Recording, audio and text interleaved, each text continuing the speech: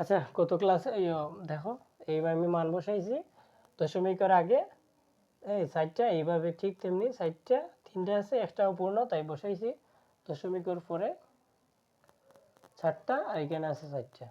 1 2 4 8 ঠিক আছে এর মান 10 11 12 13 14 15 B C D E F ওকে দেখো এখন আমরা 1 2 4 8 এই সাইডটা দুইটা এই দুইটা এই দুই সাইডের 6 8 আর বাই 8 10 11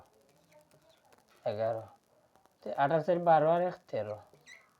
আর বাই হলো সাইডের 2 6 আর 1 7 এখন আমরা কি বসাইমু এই রুলস অনুযায়ী ঠিক আছে তো 11 11 এর মান কত b 13 13 এর মান d 7 ঠিক আছে all 6 6 b দশমিক d 7 সমান এটা হলো 16 এটা হলো হেক্সাডেসিমাল আনসার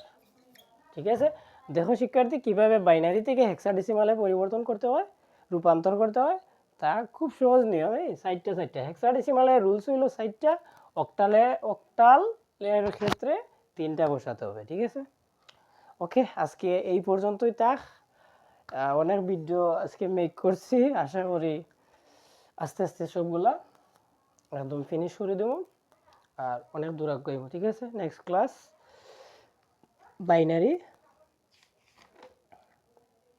অক্টাল থেকে হেক্সাডেসিমাল নেই আর একটা আর তিনটা ক্লাস নেব তাহলে মানে রূপান্তরের ক্লাস শেষ করে দেবো ঠিক আছে